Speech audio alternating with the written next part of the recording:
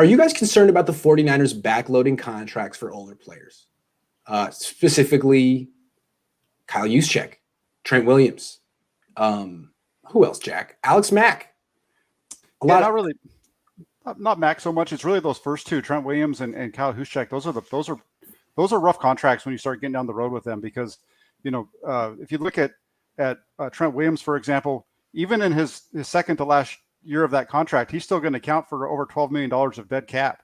He's going to be $27 mil in 2024, 12 just over $12 million in dead cap. And that's rough. And same thing with Kyle Juszczyk. You're looking at a guy in Juszczyk. You have really good numbers with him for the first couple of years, but you're not going to get rid of him in year three. In year three, you're stuck paying an old fullback between $6.6 and $5.3 million, depending on what you decide to do. I understand the cap's going to be going up quite a bit here in the future. They're expecting, but those are still big numbers for old guys.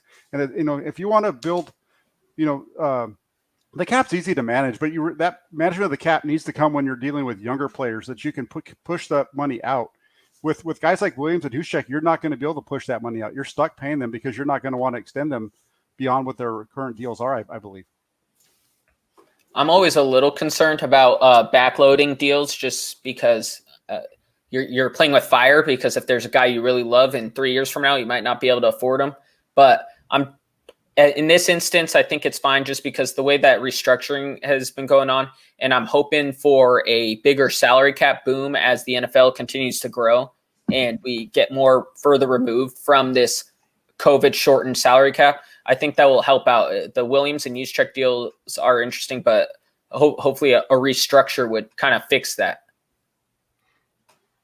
Yeah, I'm not super concerned with the 49ers backloading the contracts. It's kind of what they had to do with the cap being at $182.5 million this year. I'm not one to really stress over the cap anyway. Every single year you hear about how these teams have their hands tied with the cap and then they go and restructure deals. And, this year was a little more intense where teams like the Rams and the Saints are losing starters. But with the new TV deal, the salary cap's going to shoot right back up. And I don't know it sounded like to me with the Trent Williams deal, the first 3 years are really fully guaranteed. Then you can move on from him with some cap penalty, but again, not as much as you'd have to pay him. So I'm not too concerned with it. And again, this is what the 49ers needed to do given the cap and how it's set right now.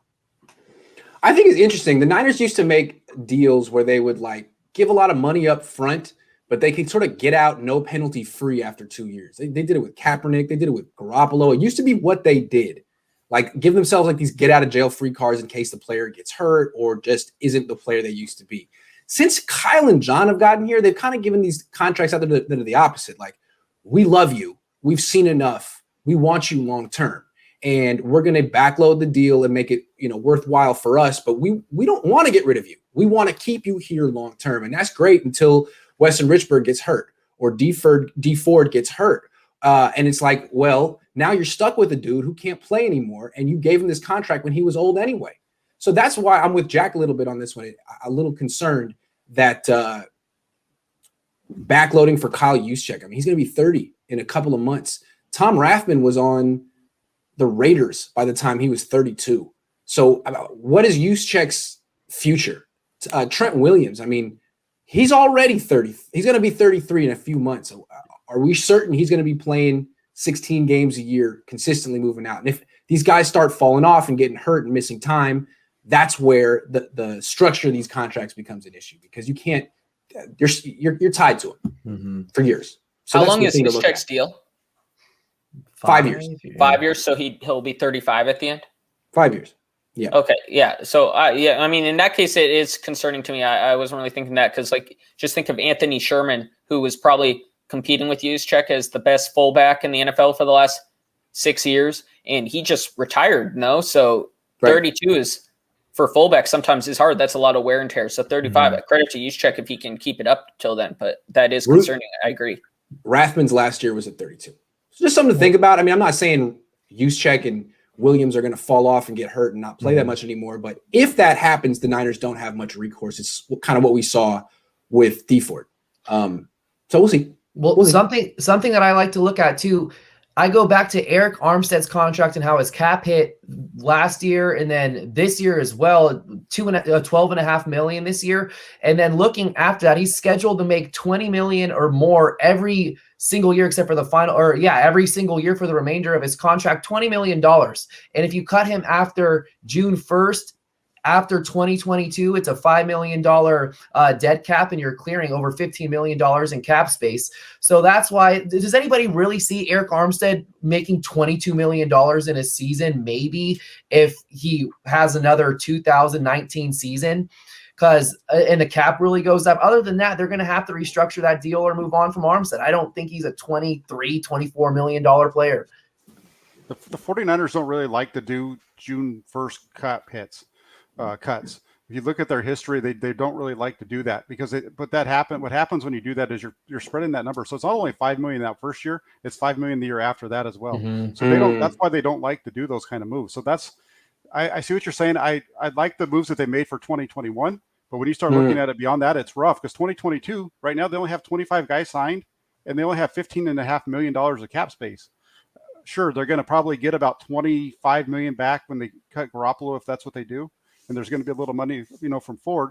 But now you're down to 23 guys signed with $40 million in cap space. So it's going to be really interesting to see what they do moving forward.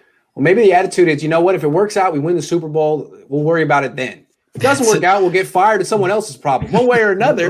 Who cares? That's the way to do it. That's the way to do it. And that's where I'm at. I really think that's the way to go about it. When you see teams like the Chiefs and of course they have Patrick Mahomes and you're going to try to capitalize and get as much firepower as you can. But I really think that's the philosophy. It's a win now league. You go after that Super Bowl, you allocate all your funds. And if you give it your best shot and then you figure it out afterward.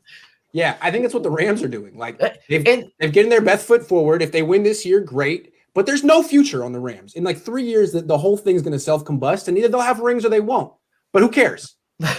Well, and take that a step further. If every team in the NFC West is just doing that, then you could be making the playoffs at 6-10 in 4 years when you have no cap space because every team is salary cap strapped. And it's over here. It's just such a debate. I find this debate so fascinating. Is it worth being extremely competitive for a 5-6 year span like the Rams figure to be? They made the playoffs last 3 of the 4 years. And the 1 year that they did it, they would have made the playoffs as the 7th seed if that were to happen just 1 year earlier. And so they're going to be contenders. And let's just say it all gets blown up 3 years down the road. Was having that Super Bowl window open where you had a really competitive roster. Only if you win it. Only if you win it. Only if you win it. If you win it. Yeah, it's a great debate. It's a great debate. I really, but anyway. Yeah. Jack, did you want to say something? I was just going to say, Nick bringing up Kansas City, that's kind of why I went this route because I agree with Kansas City. Yeah, that's the one, a couple of weeks ago before Williams was signed, I was kind of pointing out the fact that Williams had mentioned them as one of the teams he could go to. And when I mentioned that, they're like, Kansas City don't have it. They're $22 million under the cap. And then they were able to work it out to where they have, they got well over it, like 20 million. They've saved like $50 million over. But the thing with Kansas City that's different between them and what the Niners are doing is Kansas City has all their big contracts lined up in their young guys. And so they're able to continually do that with their quarterback and Kelsey, their big receiver, Hill. He's got a big cap hit that they can redo and get some money out of that if they need to down the road. So that's the difference between what Kansas City is, where they are, and where they keep renegotiating and extending because that's your core anyway.